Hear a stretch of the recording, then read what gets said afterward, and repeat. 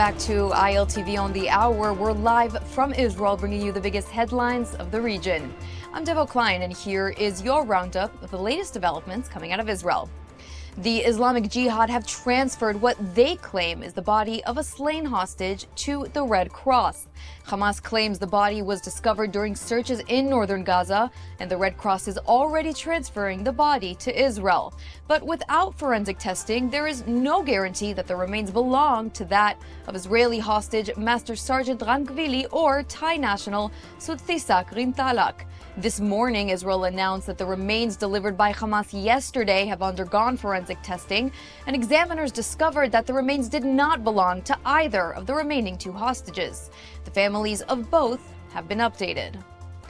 But despite Hamas's staged efforts to locate hostage bodies, Trump remains adamant to progress his Gaza plan.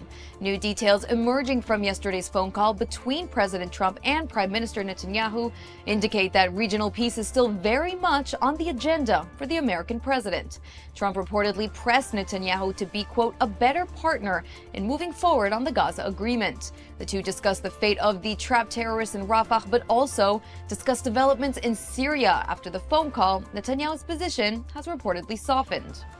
אנחנו נחושים להגן על היישובים שלנו בגבולותינו, כולל בגבול הצפון, ולמנוע התבססות של טרוריסטים ופעולות עוינות נגדנו, להגן על בעלי בריתנו הדרוזים, ולהבטיח שמדינת ישראל תהיה פתוחה מהתקפה קרקעית ואחרת מהאזורים צמודי הגבול. מה שאנחנו מצפים בסוריה לעשות זה כמובן להקים אזור חיץ מפורז, מדמשק ועד אזור החיץ, כמובן מבואות החרמון ושיא החרמון. ברוח טובה, בהבנה של העקרונות הללו, אפשר גם להגיע להסכם עם הסורים, אבל אנחנו נעמוד על עקרונותינו בכל מקרה. And UK police are now under fire after admitting that they have used fabricated evidence to justify banning Maccabi Tel Aviv fans from a match in Birmingham last month. The West Midlands police chief told British lawmakers that the force relied on false reports when recommending the ban for the November 6 game against Aston Villa.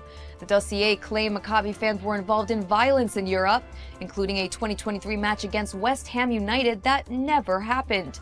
And other allegations, from throwing people into canals to targeting Muslim communities and requiring a 5,000 officer deployment, have been publicly disputed by Dutch authorities.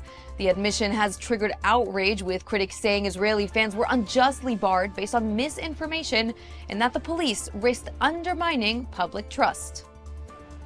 Well, the European Broadcasting Authority now faces a similar dilemma: disqualify Israel from an international apolitical event or succumb to pro-Palestinian violence. Tomorrow, the EBU will discuss Israel's participation in the 2026 Eurovision Song Contest, as several countries have threatened to boycott the event should Israel participate. Slovenia, Ireland, and Spain will not participate if Israel is involved, but Germany stands firm with the Jewish state, saying they should be allowed to participate, as they have been for nearly 6 decades. They join host country Austria in defending Israel. And finally, today is International Disabilities Day. So what better time to support rehab centers and medical facilities who treat those who have been injured by the war? Well, that's exactly what the Israel Innovation Authority is doing. Together with the Ministry of Health, the Israel Innovation Authority are launching a nationwide pilot, a project where 10 million shekels are being invested in 10 of Israel's most leading medical centers. This pilot addresses the urgent need for motor, sensory, auditory, and physiological rehabilitation technologies in light of the significant rise in injuries following the Iron Swords War. This is revolutionary for soldiers who have been injured. And that's a wrap for this edition of ILTV on the Hour. Scan the QR code that's on your screen right now for all of the latest developments coming to you live out of Israel. I'm Devo Klein. Thanks so much for joining us for this update, and I hope to see you soon.